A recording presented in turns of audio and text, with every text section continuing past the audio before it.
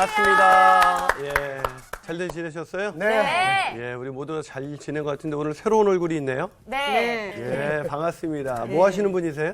네, 저는 MBC 바로 개그맨 공채개그 16기 유정승이라고 합니다. 반갑습니다. 다시 한번 반갑습니다. 근데 어떻게 잘들 지내셨죠? 네. 예, 우리가 계속 잘 지내기 위해서는 복습을 또 잘. 드려야죠. 예, 우리 송 학생이 진급했어요. 저와 가까이 오시게 되셨는데. 왜냐하면 자리가 자꾸 멀어지니까 예. 대답이 자꾸 흐미해져요. 그래서 안 되겠다 그래서. 싶어서. 자, 우리가 지난주 우리가 배운 주제가 뭐였죠? 글쎄요. 절망이를 걷는. 뭐가 절망 절망이를 있는 걷게. 믿음을 예. 절망 위에서 믿음을 소유할 수 있을까? 아, 예. 어떻게 절망. 그럴까? 절망 중에서도 믿음을 주는 예, 거죠. 여러분의 창의성이 막 발휘되고 있는데 어떻게 여러분 그러니까 절망? 애들한테 너무 공부 못한다고 뭐라 그러지 마세요. 맞아. 우리가 일주일이 지나기도 전에 이게 다 까먹지 않습니다. 예. 어떻게 절망을 이기는 믿음을 소유할 수 있을까? 예. 그렇게 길진 않았던 것 같아요. 뭔가 질문이 답이 길어진다는 거는 잘 그 모른다는 답하고 얘기죠. 멀어진다는 뜻이에요. 아닌가요? 자, 믿음은 절망 위를 걷게 한다. 네, 맞아. 뭐가 절망 위를 걷게 한다고요? 믿음을. 믿음. 그럼 그 믿음 가지려면 어떻게 해야 된다 그랬죠? 주님을 바라봐야 된다. 아, 그 전에 있었죠. 믿음은 주님의 뭐에서? 말씀에 집중해야 돼요. 그렇지. 우리가 말씀에 잘 아는 집중. 말씀, 믿음은 들음에서 나고, 나고. 들음은 하나님의 말씀으로 말미암는다. 네. 즉 우리가 믿음을 갖게 되려면 뭘 많이 들어야 돼요? 말씀. 네, 하나님의 말씀. 세상의 정보를 많이 듣다 보면 우리의 믿음도 흐려질 수가 있는 거예요. 네. 우리가 하나님의 말씀을 많이 들을 때 믿음이 생길 수 있죠. 네. 근데 어떤 사람은 교회에 진짜 이 말씀 듣는 자리에 한 번도 안 빠지고 나가는데 네. 믿음이 안 생기는 분들이 있어요. 그렇죠? 네. 왜 그럴까요? 그 다음 두 번째, 믿음을 갖기 위해서 두 번째를 제가 강조했는데 주님과 시선을 마주쳐야 된다. 그렇죠. 그래요. 주님의 눈과 시선이 시선을 마주쳐야 마주쳐야 된다. 그래서 이렇게 보면 바울과 또 바나바와 시선이 마주친 것이 아니라 그 하반신 장애를 입었던 그분이 네. 그 바울의 그 시선 뒤에서 역사하시는 주님을. 예, 주님의 시선과 마주칠 때 우리도 성서학당 할 때 저와 눈 마주쳐봐야 아무런 일이 일어나지 맞아요. 않습니다. 예. 우리가 제 강의를 통해서 제 강의 뒤에서 역사하시는 주님의 시선과 마주치기를 축복합니다. 아멘. 네, 세 번째 뭐였죠? 이 모든 것이 주님의 섭리하심이었다. 그렇죠. 우리도 여기 있는 것이 하나님의 섭리하심인 줄 아멘. 믿습니다. 자, 우리가 오늘 함께 공부하게 될 내용은 사도행전 14장 11절에서 20절의 말씀을 가지고 믿는 자는 고생을 사소한다 라는 주제로 강의를 시작하겠습니다. 오늘 수업 사도행전 42강 믿는 자는 고생을 사서한다. 자, 어떤 내용이 있는지 우리가 한번 읽어볼 텐데 우리 성호 학생부터 네. 두 구절씩 읽고 마지막 두 구절은 같이 읽을게요. 자, 네. 읽습니다. 무리가 바울이 한 일을 보고 루가오니아 방언으로 소리질러 이르되 신들이 사람의 형상으로 우리 가운데 내려오셨다 하여 바나바는 제우스라 하고 바울은 그 중에 말하는 자임으로 헤르메스라 하더라. 시외 제우스 신당의 제사장이 소와 화원들을 가지고 대문 앞에 와서 무리와 함께 제사하고자 하니 두 사도 바나바와 바울이 듣고 옷을 찢고 무리 가운데 뛰어 들어가서 소리질러 이르되 여러분이여 어찌하여 이런 일을 하느냐 우리도 여러분과 같은 성정을 가진 사람이라 여러분에게 복음을 전하는 것은 이런 헛된 일을 버리고 천지와 바다와 그 가운데 만물을 지으시고 살아계신 하나님께로 돌아오게 함이라. 하나님이 지나간 세대에는 모든 민족으로 자기들의 길들을 가게 방임하셨으나 그러나 자기를 증언하지 아니하신 것이 아니니 곧 여러분에게 하늘로부터 비를 내리시며 결실기를 주시는 선한 일을 하사 음식과 기쁨으로 여러분의 마음에 만족하게 하셨느니라 하고 이렇게 말하여 겨우 무리를 말려 자기들에게 제사를 못하게 하니라. 유대인들이 유대인들이 안디옥과 안디옥과 이고니온에서 와서 우리를 충동하니 그들이 돌로 바울을 쳐서 죽은 줄로 알고 시외로 끌어내치니라. 제자들이 둘러섰을 때에 바울이 일어나 그 성에 들어갔다가 이튿날 바나바와 함께 더베로 가서 아멘. 자, 예, 감사합니다. 오늘 우리가 주제가 뭐라 그랬지? 믿는 자는 고생을 사서한다. 여러분 직업 선택의 10계명으로 아주 유명한 학교가 있어요. 네. 네, 거창고등학교. 그쵸. 아시죠? 네. 그 10계명 어떤 내용인지 아세요? 몰라요. 돈 돈이나 이런 게 뭐 적은 적은 쪽으로 대로 가라. 예, 택해라. 맞아요. 뭐야, 우리 성학생은 좀 배워야 돼요. 전 몰라요. 왜냐면 일단 모른다고 하기 전에 이렇게 찍어보기라도. 그치. 찍기라도 해야지. 자, 오늘 몰라요. 본문 내용 보면, 맞아. 첫 번째가 뭐냐면, 그, 거창고등학교 그 직업 선택의 10계명을 보면, 월급이 적은 쪽을 선택하라. 두 번째는 내가 원하는 곳이 아니라 나를 필요로 하는 곳으로 가라. 세 번째는 승진의 기회가 거의 없는 곳으로 가라. 네 번째는 모든 것이 갖추어진 곳을 피하고 처음부터 시작되는 황무지를 선택해라. 다섯 번째는 앞다투어 모여드는 곳을 피하고 모여드는 곳은 절대 가지 마라. 아무도 가지 않은 곳으로 가라. 그리고 여섯 번째는 장래성이 전혀 없다고 생각되는 곳으로 가라. 일곱 번째는 사회적 존경 같은 건 바라볼 수 없는 곳으로 가라. 여덟 번째는 한가운데가 아니라 가장자리로 가라. 아홉 번째는 부모나 아내나 약혼자가 결사반대하는 곳이면 틀림없다. 의심치 말고 가라. 그리고 열 번째는 왕관이 아니라 단두대가 기다리고 있는 곳으로 가라. 그럼 이 직업 선택의 이 10계명 들은 순간 어떤 생각 들었어요? 저는 어렸을 때 예. 그 성경 말씀에 머리가 되고 꼬리가 되지 않게 해달라고 그런 기도 많이 해주셨거든요. 그렇죠. 그런데 가운데 말고 가장자리로 가라. 예. 저랑은 좀 달랐는데. 예, 저는 그러니까 그렇죠. 예. 그 10계명에 나와 있는 어떤 하나서부터 10가지의 내용들이 예. 소위 저희가 지금 사는 삶에 있어서 굉장히 좀 반대되는 어떤 그런 그렇죠. 예, 종목들이잖아요. 맞아요. 한마디로 말하면 우리가 절대 선택하고 싶지 않은 그렇죠. 것을 그렇죠. 선택하라는 거죠. 전 이것을 딱 듣는 순간 어떤 생각이 들었냐면, 우리 애들은 절대 거창가도 고등학교에 보내지 말아야겠다. 이런 생각이 들었어요. 네.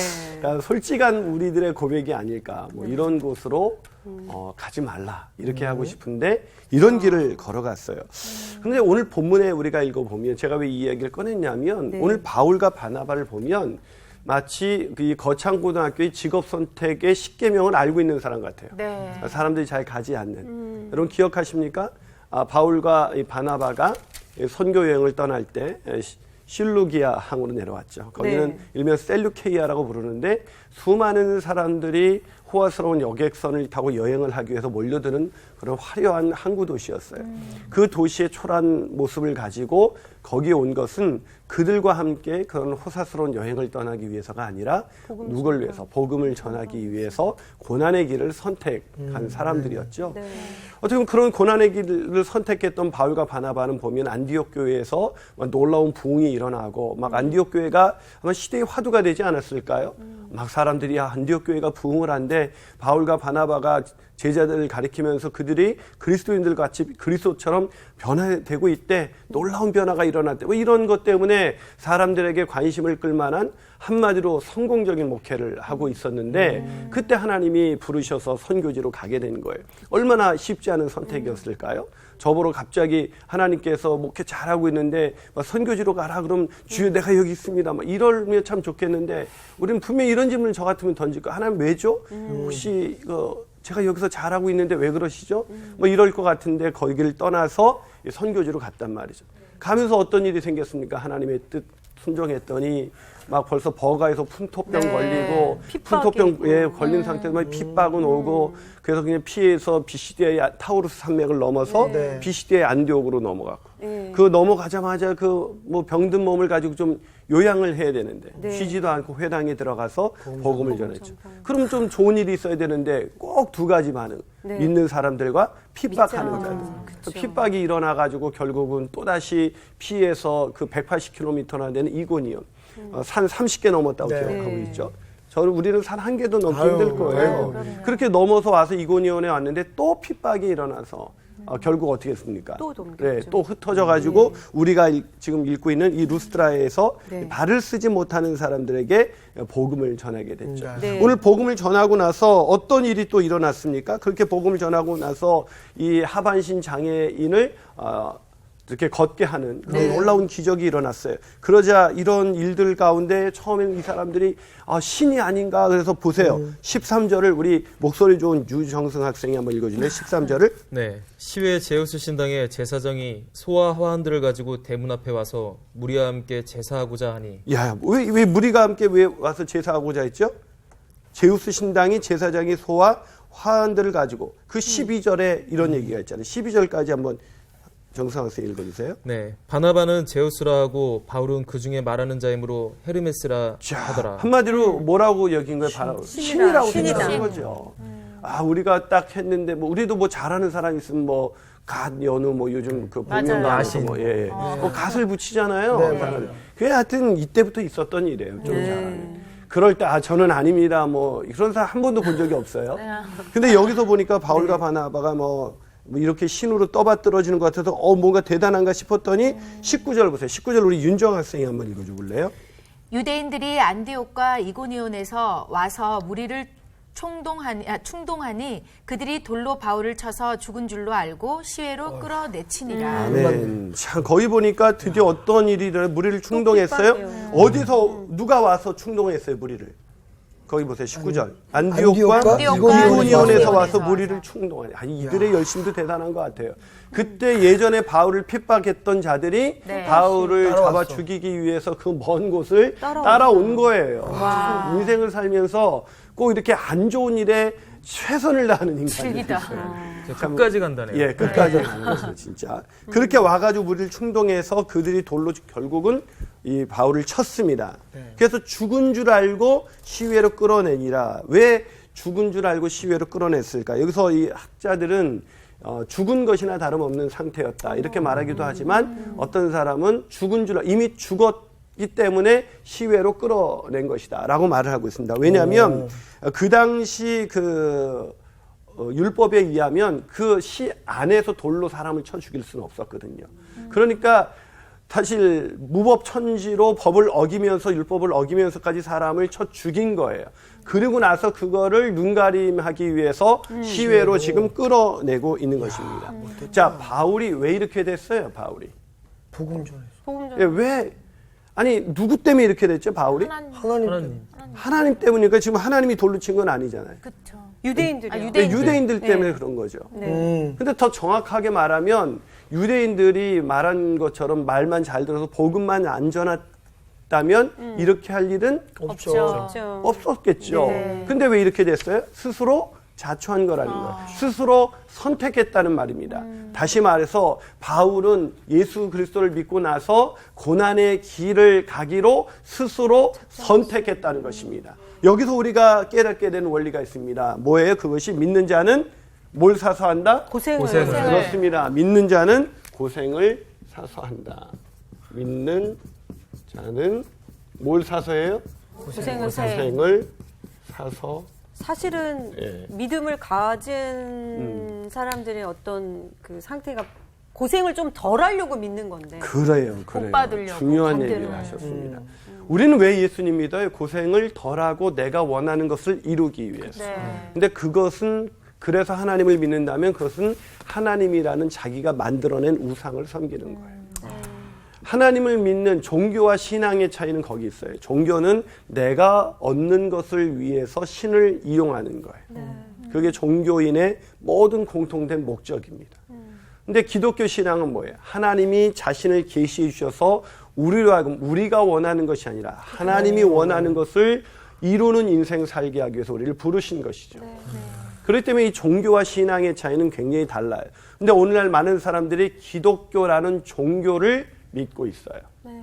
기독교 신앙이 아니라 기독교라는 종교를 믿고 있기 때문에 자기들이 하나님을 믿는다고 말을 하지만 실제 내용을 보면 세상 우상을 섬기는 사람들과 조금도 다를 것이 없는 거예요. 그래서 세상 사람들은 우리 보고 이상하다고 말하죠. 니네 우리하고 똑같이 사는데. 그 말을 바꿔볼까요? 니네 우리하고 똑같이 믿는데 니네 뭐가 다르다는 거야? 라고. 똑같이, 아니 더해요. 우리는 하나님이 세상 신보다 더 강력하기 때문에 내가 원하는 것을 더 잘 이루어 줄 수 있다라고 생각하는 거죠. 더 강력한 우상을 섬기고 있는 것입니다. 하나님이 우상이란 얘기가 아니에요. 성경에 계시된 하나님이 아니라 내가 만들어낸 하나님, 내가 만들어낸 신, 인간이 만들어낸 신을 우리는 뭐라고 불러요? 우상이라고 부르는 거예요. 근데 많은 사람들은 그래서 고난이 오면은 하나님을 믿는데 고난이 오면 당황하는 거예요. 왜 하나님을 믿었죠?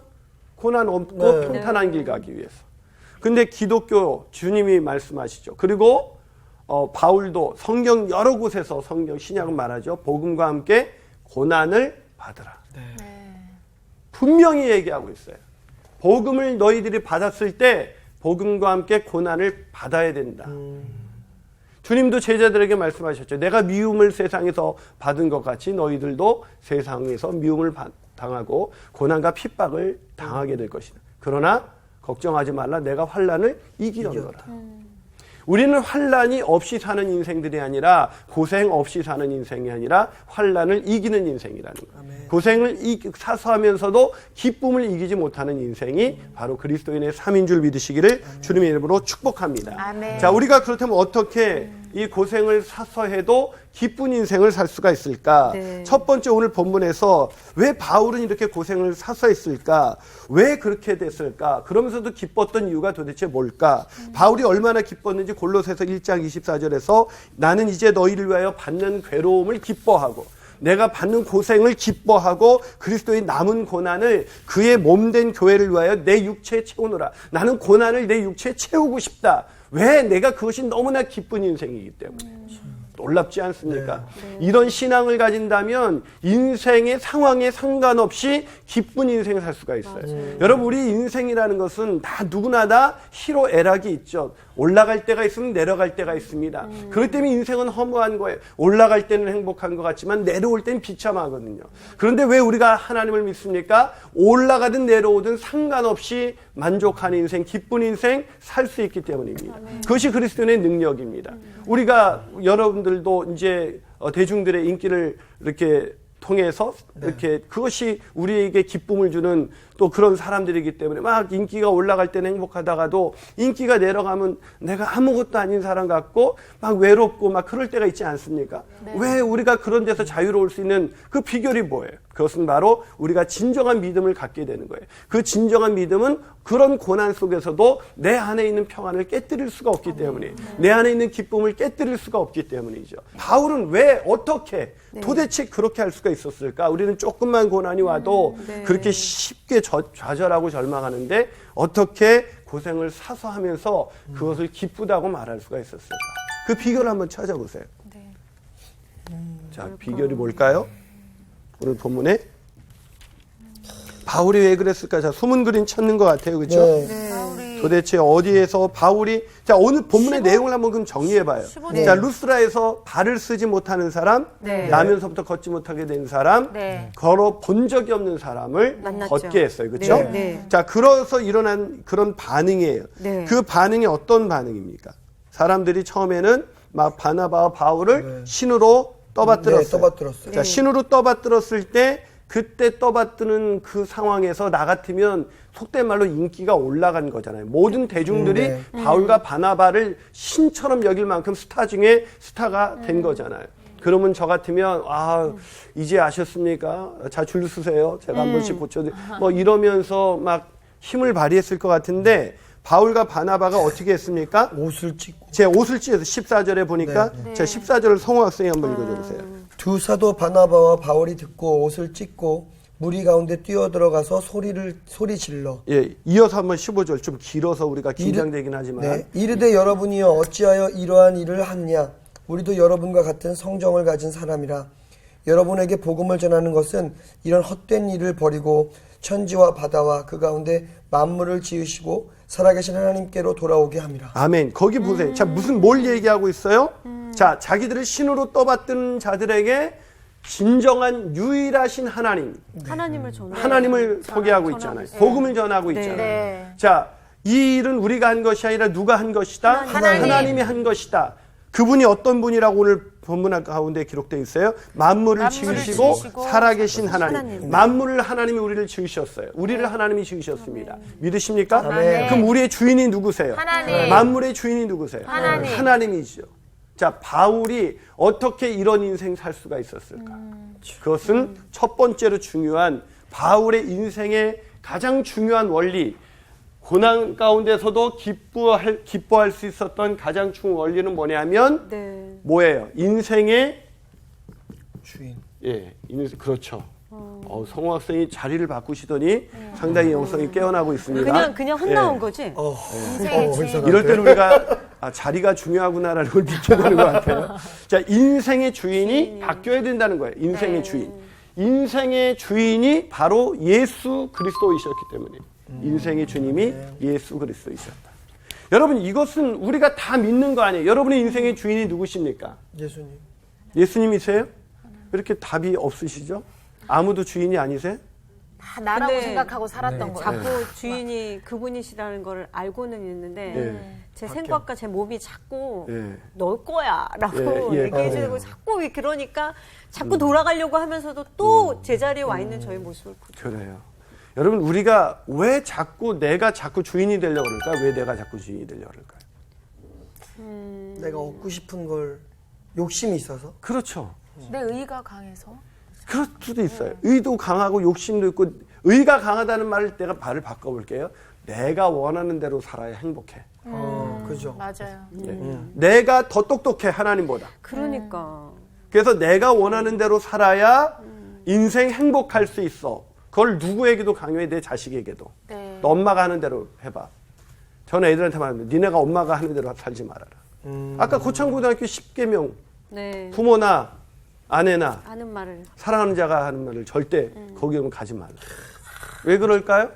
우리는요, 우리가 왜 하나님을 인생의 주인으로 모셨으면서도 그렇게 바뀌지 않는, 인생의 주인이 바뀌지 않냐면 여전히 내가 더 옳고 내가 더 그 잘났고 내가 더 모든 길을 알고 있다고 생각하는 거예요. 그래서 진짜 인생의 주인이 바뀌려면 마태복음 5장에서 심령이 가난한 자는 복이 있나니 천국이 저희 것이요. 네. 심령이 가난하다는 것은 영혼이 파산 선고 당한 상태를 의미하는 거예요. 즉 회복 불능의 상태인 것, 자기의 심령이 회복 불능의 상태에 있다는 것을 정말로 깨달은 자는 복이 있나니 그 사람이 천국이 저희 것이다. 무슨 말이에요? 하나님의 자녀가 될 수 있다. 왜 그 사람만이? 그 사람만이 인생의 주인이 바뀌니까.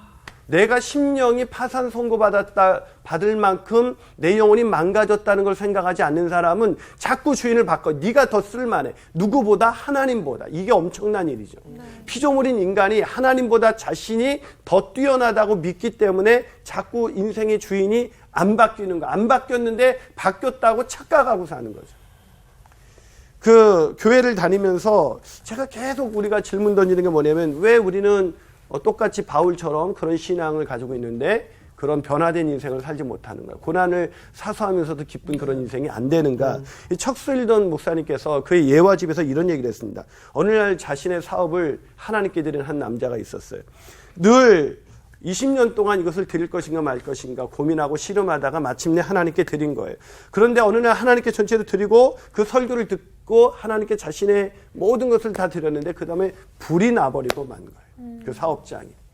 불난 곳을 이제 소식을 듣고 달려갔죠. 달려가가지고 그걸 쳐다보는데 이 사업을 하나님께 드린 사람이 너무나 무덤덤한 거예요. 그래서 친구와 걱정돼서 같이 왔던 그 옆에 있는 친구가 이렇게 묻습니다. 여보게, 지금 자네에게 무슨 일이 일어나고 있는지 모르겠는가? 지금 불이야, 불. 자네의 모든 것이 다 불타고 있다는 말일세. 그러자 그 사람이 이렇게 대답했다고 합니다. 알고 있네. 알고 있다고. 그렇지만 이제는 문제가 되지 않아, 프레드. 오늘 아침 나는 이 회사를 하나님께 드렸고 이 회사가 불타는 것이 그분의 뜻이라면 이제 그분의 책임이란 말일세. 네. 여러분, 바울과 이 사업가의 공통점이 뭐예요? 그것은 고난 속에서도 흔들리지 않게 되었다는 것. 왜요? 자신의 인생의 주인이 바뀌었기 때문입니다. 오늘 본문에 나타난 바울의 모습도 마찬가지. 자, 복음을 전하다가 19절에서 유대인들의 안디옥과 이고니온에서 와서 무리를 충동하니 그들이 돌로 바울을 쳐서 죽은 줄로 알고 죽은 지경에 이르렀는지 죽은 줄 알고 내밀었는지 정확하진 않지만 그 정도로. 죽은 배나 다름이 없는 그런 상황이었어요. 이 정도 되면 하나님 복음의 끝이 이거구나. 아, 허무하다. 네. 이러고 끝났을 거예요. 아마 바울은 그랬을 거예요. 내가 돌로 쳐맞아 죽는 것이 하나님의 뜻이라면 이제 그분의 책임일세. 저는 이거 보면서 예. 사실 바울이 예. 그 바울 되기 전에 사울 때 스데반 예, 예. 거기 앞장섰잖아요. 그렇죠. 아마 그게 막 이렇게 상상이 되지 않았을까. 그럴 수도 있겠죠. 예. 스데반이 왜 그 죽음의 순간에도 천사의 얼굴을 하고 죽었잖아요. 그러니까요. 아마 바울의 모습도 그랬을 거예요. 네. 왜 그들은 그렇게 됐을까? 오늘 놀라운 것은 본문 어디에도 바울이 하나님을 원망했다. 저 같으면 하나님 이게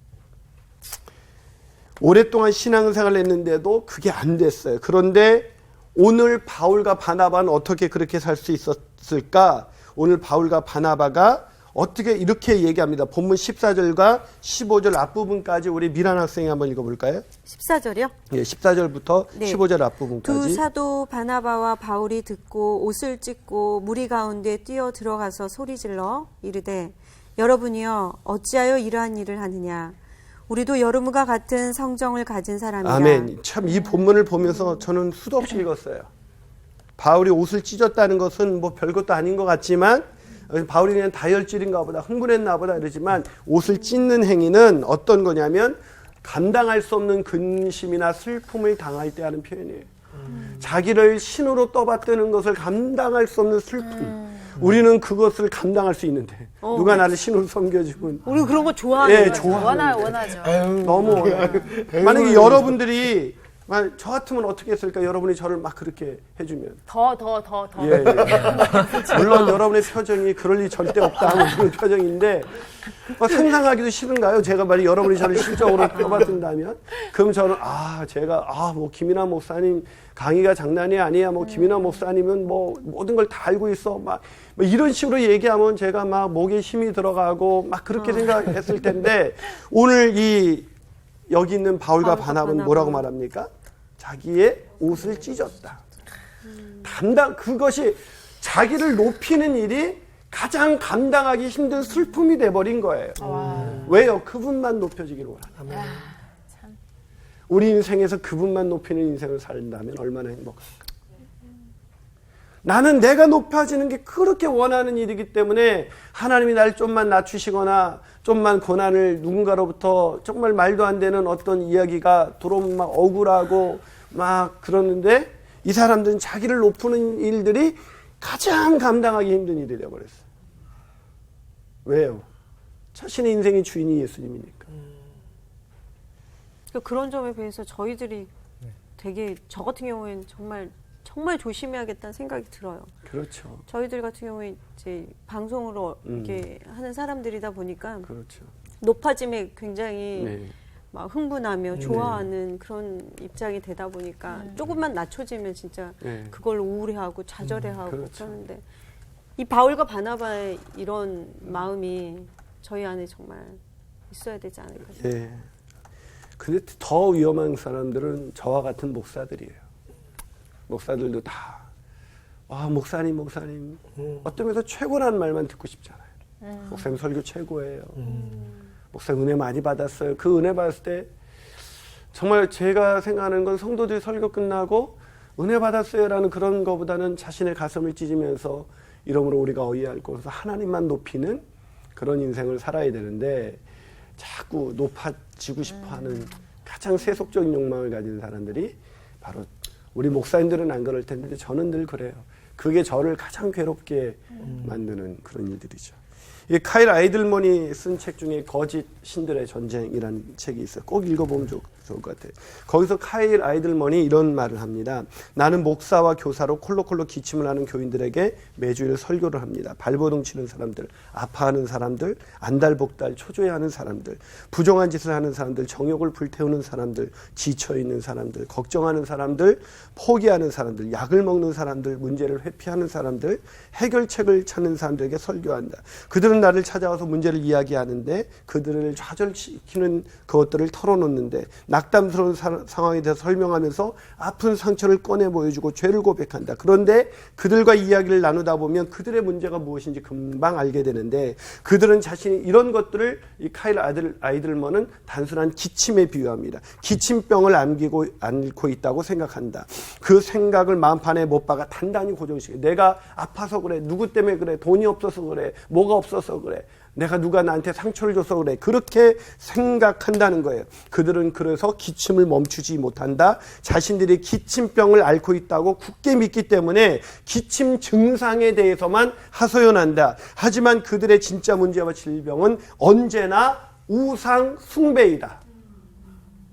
그들의 모든 그런 일들이 사실은 그들이 자신을 우상화시키고 있기 때문에 생기는 모든 문제들인데 그것 때문에 아프다고 증상만 이렇게 말한다는 거예요. 여러분 오늘 본문에 있는 이 바울과 바나바는 증상을 말하라면 내가 선교하다가 어떤 일을 당한지 아십니까? 내가 왜 이렇게 아파야 합니까? 왜 그런 증상들을 소개하지 않았을까요?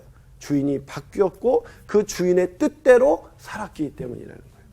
자, 이제 마지막으로 그러면 어떻게 살아야 돼? 어떻게 우리가 고생을 사소하는 그런 기쁜 인생 살아갈 수가 있을까? 그 세 번째 비결이 뭘까요? 세 번째. 세 번째 비결은 20절에 있어요. 20절. 어디 있을까? 20절을 한번 윤정 학생 읽어볼까요? 제자들이 둘러섰을 때에 바울이 일어나 그 성에 들어갔다가 이튿날 바나바와 함께 더베로 가서. 자, 놀랍지 않습니까? 지금 바울을 쳐서 죽은 줄 알고 꺼냈어요. 시외로. 또 갔어. 근데 누가 둘러섰어요? 제자들이 둘러섰어요. 그때 바울이 일어났다고 그래요. 자, 네. 또 갔다고 우리 미란 학생들이 그래요. 놀라운 일이지 않습니까? 또 갔어요. 아니 어떻게 또 갈 수가 있었어요? 일어났기 때문이죠. 일어났다는 여기서 일어나다는 이 단어는 예. 아티스템이라는 단어예요. 아티스템. 이 아티스템이라는 이 단어가 일어나라는 단어인데 이것이 단순히 몸을 일으키다 이런 뜻이 아니라 죽은 자가 일어났다라고 쓸 때 사용되는 단어예요. 자, 그러면은 바울이 죽음 가운데서 일어났기 때문에 부활했는지 거의 죽은 바나 진배가 없는 상태에서 일어났는지 확인할 길은 없지만 인간적으로 일어날 수 없는데 일어난 거예요. 네. 누가 일으키셨을까요? 하나님이 일으키셨을 거예요. 다른 말로 주님이 일으키신 거예요. 주님이 구원하신 거예요. 주님이 그런 고난 가운데 완전히 쓰러진 바울을 일으키셨다는 거예요. 무슨 말입니까? 인생의 주인이신 하나님, 주님이 우리를 건져주신다는 걸 믿어야 돼요. 우리가 어떻게 바울의 인생의 끝이 이것이 끝이라면 오늘 19절의 끝이라면 바울의 인생은 불쌍한 인생이었을 거예요. 우리의 목적이 고생이 목적은 아니에요. 고생은 우리 인생에 감당할 수 있는 우리의 길일 수는 있지만 그것이 인생의 목적이 아니에요. 오늘 바울의 인생의 목적은 주님이 일으키심을 통해서 다시 하나님이 원하시는 그 길을 걸어갈 수 있다는 거예요. 저는 우리 인생의 고난의 끝에서 그 찬양 있죠. 주님 다시 오실 때. 네. 나는 이 길을 가리라. 좁은 문 좁은 길. 그러면서 우리가 이 끝에서 주님이 나를 맞아주시듯이. 그래서 막 달려가는 거예요. 이 헤아릴 수 없는 이 신비, 이 간단한 단어 제자들이 둘러섰어요. 왜 둘러섰을까요? 죽은 줄 알고 장사를 지내려고 했었던 거예요. 장사 지낼 수밖에 없는 그 슬픔의 장사에서 주님은 그 바울을 일으키셨습니다. 그리고 다시 바울은 얼마나 놀라운 간증을 했을까요? 나는 다시 갑니다. 그러면서 일어나 그 성이 어떤 성이에요? 돌로 맞아 죽었던 그 성. 다시는 가고 싶지 않았던 그 성. 그 성으로 다시 들어갑니다. 이것이 바로 우리를 향한 하나님의 부르심이 우리가 걸어야 할 길인 거예요. 믿음이 있는 사람은 고생을 사소합니다. 우리 인생 가운데 고난이 있고 너무나 어려움이 있어서 너무나 지치셨다면 혹시 내가 아직도 주인이 바뀌지 않은 건 아닌지 주인이 바뀌었다면 그래서 오늘 너무 힘들다라고 느꼈다면 이 길 끝에서 우리를 다시 일으켜주시는 주님을 신뢰함으로 이 길을 끝까지 걸어가는 저와 여러분이 되시기를 주님의 이름으로 축복합니다. 아멘. 네, 오늘 강의 여기까지입니다. 감사합니다.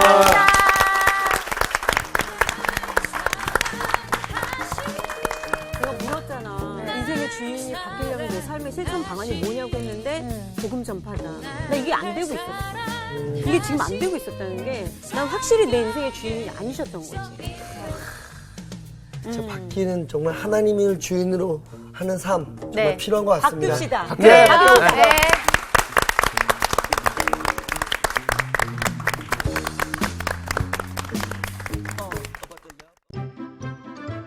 이번 주 퀴즈입니다. 하나님이 정하신 불로 제사 드리지 않아 죽음을 당한 사람은 누구인가요? 1번 엘리와 아론, 2번 홈리와 비느하스.